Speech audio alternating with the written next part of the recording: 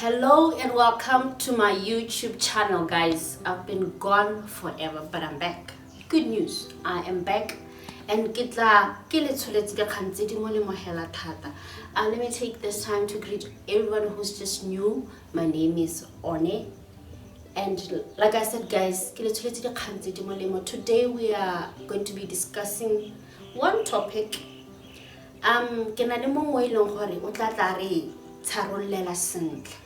But just to give you some highlights, you know, we have preacher's kids. We as the society, as the church, we've set standards for these people. We expect them to speak in a certain way, to dress in a certain way. And this on its own is just a huge pressure on these people. And no.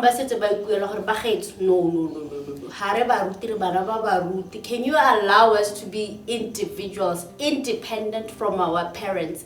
So yes, today I have a preacher's kid.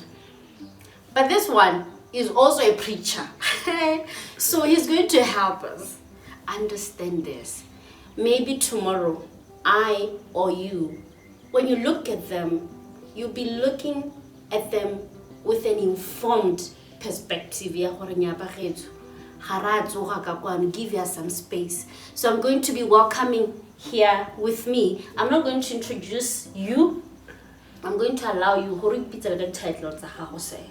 Please, this is my family. May you please introduce yourself to them. Hi, my name is Kaho Frederick Makati. I go by the name Papi. That's the name that I'm most accustomed to. Yes. And then those that know me in ministry would call me Papi or Prophet Makati. Yes. Or whichever title they prefer to use when they call me. But in a nutshell, that's me. I'm Kaho. Meet Kaho, guys. Like, honestly, I didn't know he was a pastor. Like, I just knew him as a preacher's kid. So Kaho, well, okay, fine, I'm going to call you Papi. That's the one that I know. Yes. Can you please tell us who you are? Obviously, Kaho is a preacher's kid. I was born in Khabani. Got raised in Metsimotlabe, moved to Lobatsi, then came back to Metsimotlabe. Kimanaga Apostle Makati, the famous Iring Ameni Puteo. Yes. That is him. He's fond of saying those words, Iring Ameni Puteo. So that is my dad. That's the man who raised me and his wonderful wife. Yes. And you are, how many in your family, like siblings? Oh, we are three in the family. I have two sisters, one older and one younger, who are all married as well. And I am married. So all three of you are married? Yes, all three of us are married. Wow, what a blessing. Can you please tell us about your wife? Okay. My wife is Tsepo Makati. She's a good friend of mine. She's my partner in ministry. Yeah. She's my counselor. Yeah. And she's my number one fan.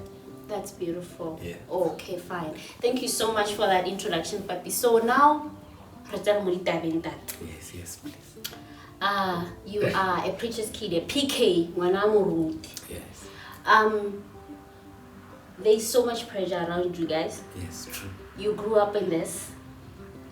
Can you please just take us to the time you were born, like into your family, from your mom's side, your father's side? And like,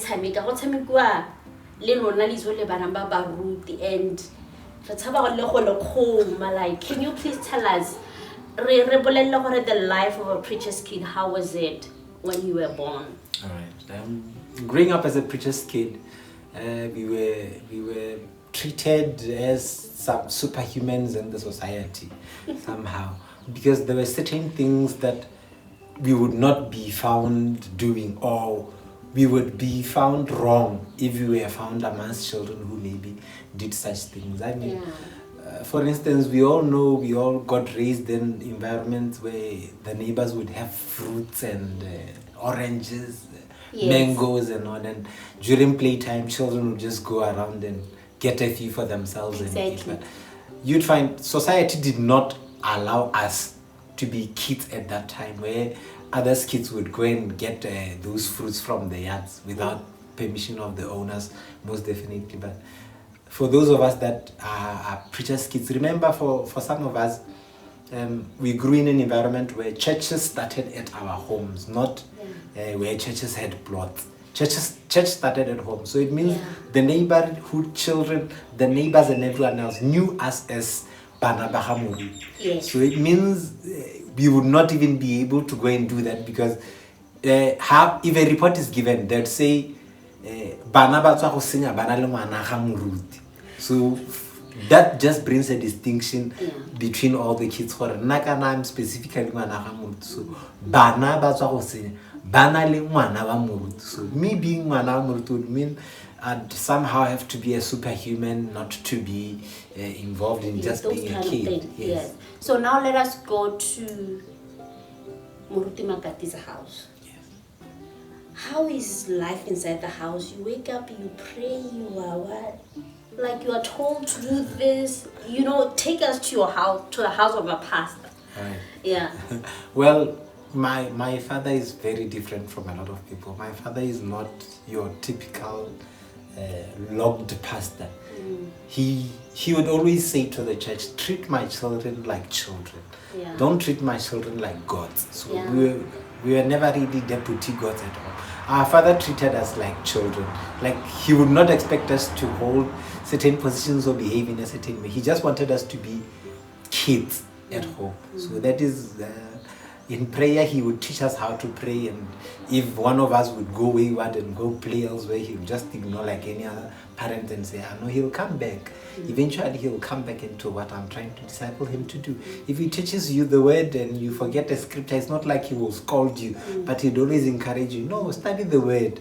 You must know the word as much as you know everything else that you are going around learning. So would you say in your father's house, you grew up as a free child? Yes, in my father's house, definitely, I grew up as a child.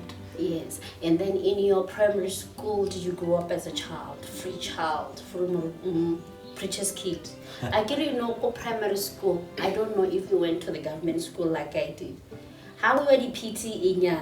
Moruti makati ya hotel korbo moruti makati ba to ba na ba ile go rapela go di prize giving what. Le ka ma teacher ba go tsang teng go sekolong. Please always that. Yes, well, my father is a pastor. Yeah. So by virtue of him being a pastor, he knew his responsibility as well. Yeah. So whenever he would attend those PTA meetings and everything else, he would just be there as a pastor. So he would be asked to pray, then he would pray. Then tomorrow, during the lesson, I'll be told, hey, your father is a pastor, pray for us. Oh, jeez. So you would pray? It would have to be me praying at that time. So when did you give your life to the Lord? Did you decide to give your life to the Lord? Yes. Or you were pressured? I took a decision to give my life to the Lord as a personal choice, not as something that I would see myself being pushed into doing. Yeah. Yes. When was that? I don't recall. You don't recall? Were you a problem child? Yes. Yes. I was a problem child. Yes, I had my own crew. I had everything else that every child needs to have. I went through all the rites of passage that every child needs to go through. So yes. Oh yeah. Okay, fine. So how was the treatment then as a problem child? As a problem child, no, Papi, how go inside now? Look, how go inside now? Or keeps it cool, like, Right. Well, now here's the thing. I think my parents were learned in issues of psychology, so they could tell and they understood better the approach they would use on us as their children. See, there was a time I used to go out at night and come back, but my parents never said a word to me. They just instilled self-discipline. So sometimes my dad would unlock the door for me. I would come in and he would lock the door behind me and go to his room and not say a word to me. So that just instilled self-discipline in me that, hey, I don't think I'm enjoying this. You know how you would go to the room, beat yourself up and feel, why isn't he saying just the way something? Yes, that's say true. where are you coming from, That's so I true. can lie to you or something. That's true. Yes. Now let us go to the church, the prejudice from the church. Yes. How is it? How was it? Growing up now, the church expected me to act as a pastor. Remember, I am born as human as can be and I am raised as human as can be. But the church expects me to hold a certain position. Like, the church expects me being a child of the pastor to be a pastor and to assume the role of a pastor as well. Like, everything that was done in the church, I'd have to be part of those that do the right thing. Yeah. Whenever anything is happening, I'd have to be the guy who says, let's not make noise during the service. Let's not do this. Let's not go play. Let's, yet I was a child and I envied and I desired to go out and play and chase around like other kids. So how did you become part of the praise? I know you play all this. Where did it begin? Were you forced to do it as a pastor child, or it was something that you loved? Right. Well, I think growing up, my parents, my father specifically, loved music. Yeah. So there was a time he had a keyboard and he gave it to me. Yeah. I didn't know how to play. I didn't know how to do it. He just gave it to me. Yeah. Then he taught me a few things here and there, and then from there I just developed love for it. And I, on my own, started really finding out how everything else could be played and how I would make it work for me. Were you expected to be part of the praise and worship, or it's what you wanted to do? I think I assumed the role of being in the praise and worship. I didn't really allow for there to be something else to be done. I allowed myself to just come in and start playing without waiting for there to be a formulation of an actual praise and worship. Yeah, okay, fine. No, when I'm saying were you expected to be part of it, did your dad, as the leader of the church, expect you to do that, or you did it because you loved it? And I know that you and your siblings, you all sing, or it was just a family thing that you are the family that loves music and you found yourself as part of the praise?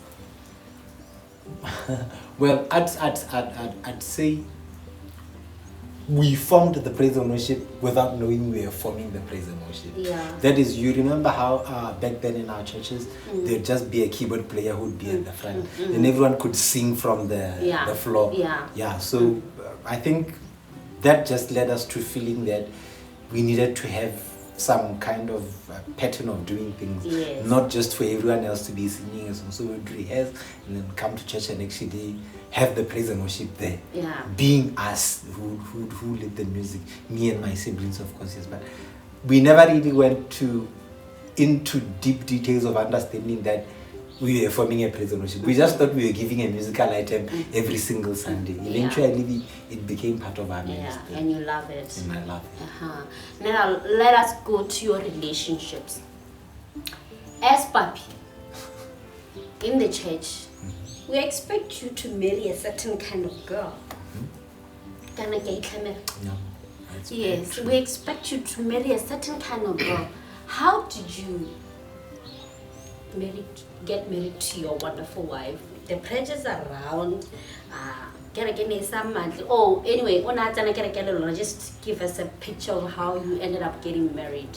Okay. Yes. Okay. Well, my wife was just a member of the church, and now I was just in the praise and worship team, more church.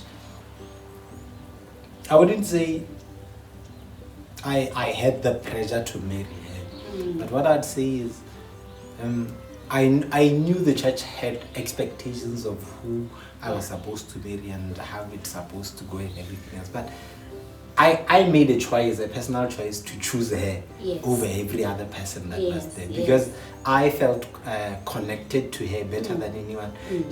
My wife is outspoken, she's very bubbly, she's very lively, and she's an absolute opposite of me. So I would not say I wanted someone who was a stereotype. I wanted someone who was open-minded.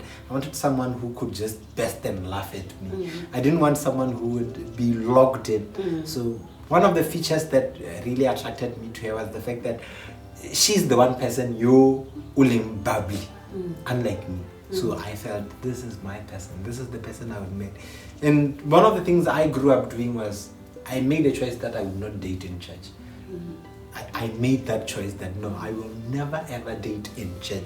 Simply because I knew people were put in a pedestal and would think they met the certain criteria of being married by the preacher's kid or by someone who was raised in the church. So that alone just made me decide that no, I don't want to indulge in relationships in the church at all. So you were independent in choosing that. Yes. So your parents as pastors, I can clearly you know, bane ba sa go iletse gore o ka tsa ngwana moruti mongwe. Well, if they did not disclose it to you. Yeah, if they did not disclose it to me. But nonetheless, I don't recall myself being forced into anyone or forced into any form of relationship. Well, my parents are very individual people who will not follow or accustom themselves to certain patterns of doing things. So I wouldn't say Kwalaping, no. Kwalaping, it was just a free place where everyone else would just come. Not that there were certain spiritual levels of people who would come. So what I'm getting from you is that from your father's house, you are allowed to be Papi. Yes. You are allowed to follow your dreams. Yes. Pick whoever you want to be. So would you say that applies to other pastors' houses? Nope. Yes. Would you say that applies to others? It doesn't apply to others. Just give us a snippet of what others do.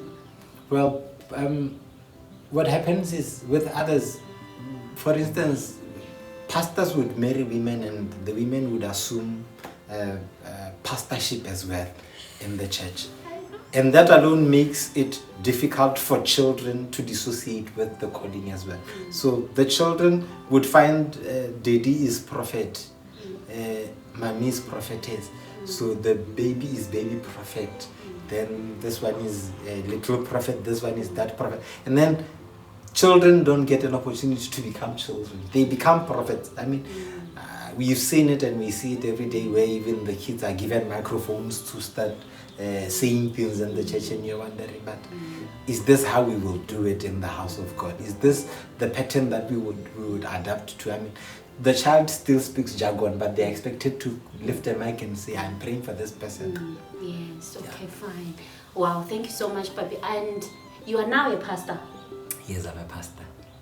Were you pressured to become a pastor? No. Or God spoke to you? God spoke to me. You are happy about this role of being a pastor? No, I'm not. Okay, fine. First of all, before talking about the happiness, talk to us about how you became a pastor. All right. I got into a relationship with God, into a very personal relationship with God on my own, and I got to understand what was meant by the call. You see, for those of us raised in the olden days in the church, where our pastors were everything in the church, like your father would be the pastor, would be the chairperson, would be everything in the church, and he'd expected to be doing certain patterns of things.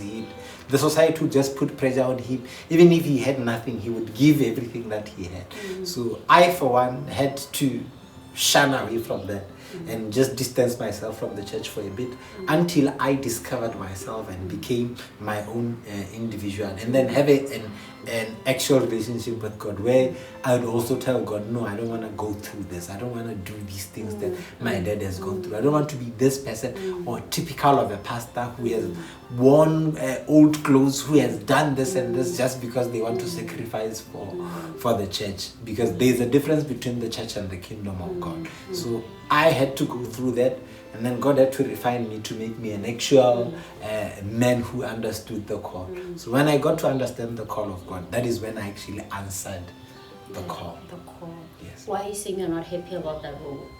Of being a pastor? Yeah. It's a lot of work. It's a lot of work.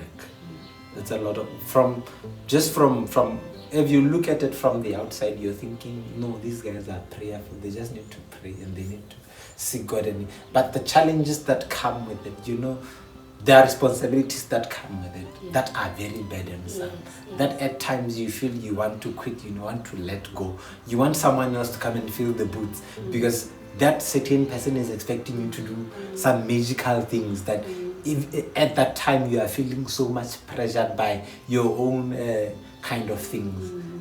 For instance, you'll be dealing with your own personal issues and then someone is coming to you to burden you with their own personal issues as well. So these are two things you are supposed to deal with now. Yourself and this person. But society expects you pray for them. I pray for this person, they get free. I remain with my own burden and I need to find somewhere else to offload. So you are basically saying you as pastors, you have your own issues as well. We do. You have it all.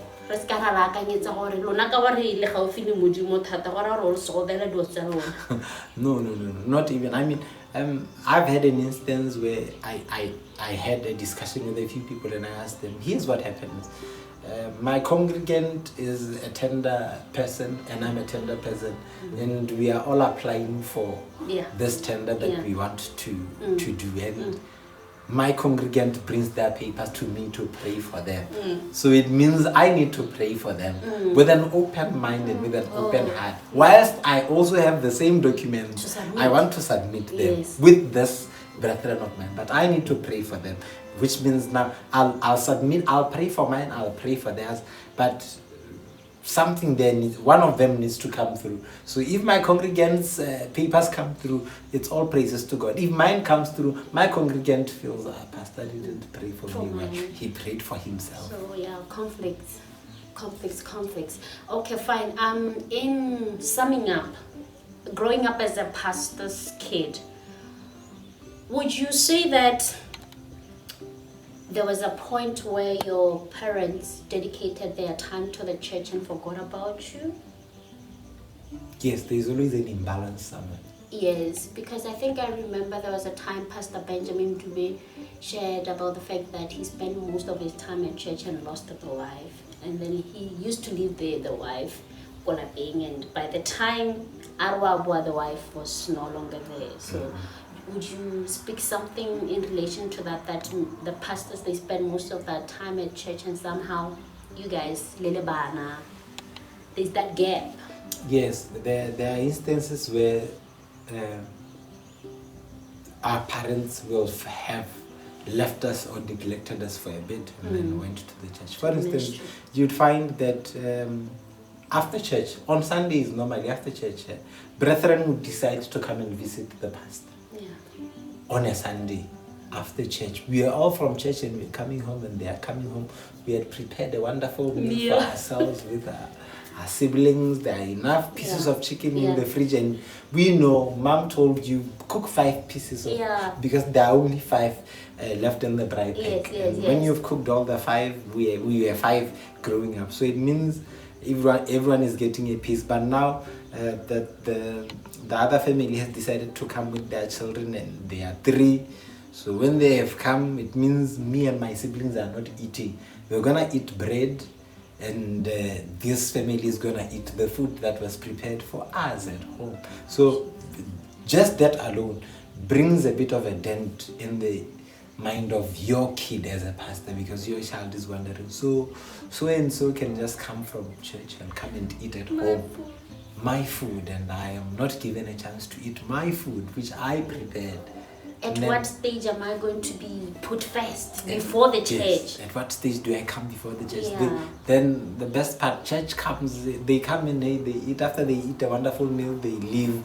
You have to wash the dishes and clean after them, and then they have gone to their homes. Maybe they prepared for themselves. Where now you are now in the kitchen there, salvaging bread and all, and there is no longer meat in the fridge to prepare. Yeah. Those are the challenges of a pastor's child, preacher's kid. You had to learn how to share from an early age. From an early age. Give away your food. Yes. I believe at some point, like you had to have room for somebody else growing up. Those are the challenges of a preacher's kid. But in closing, Papi, speak to my family, speak to the world. Tell them what you as a preacher's kid you'd wish. Just tell us what, guys.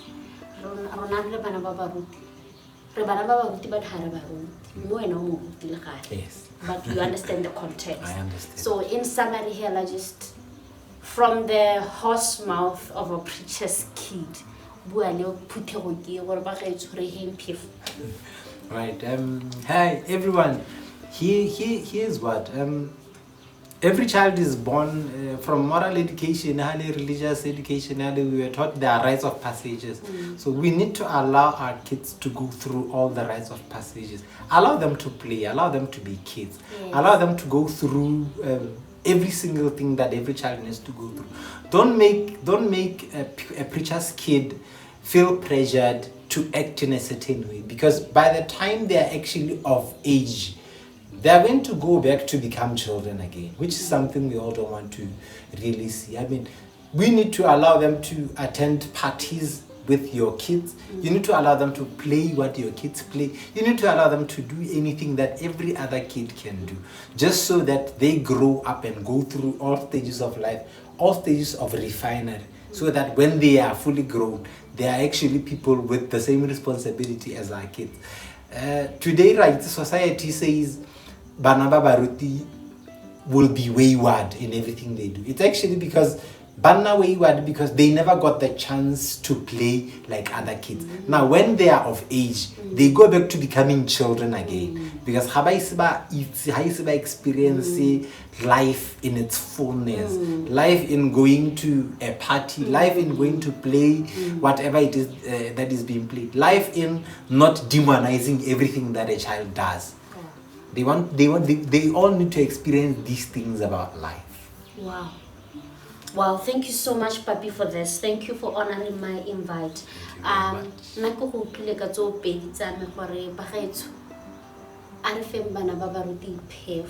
us let them to be free. When you were talking about the fact that they are wayward, right?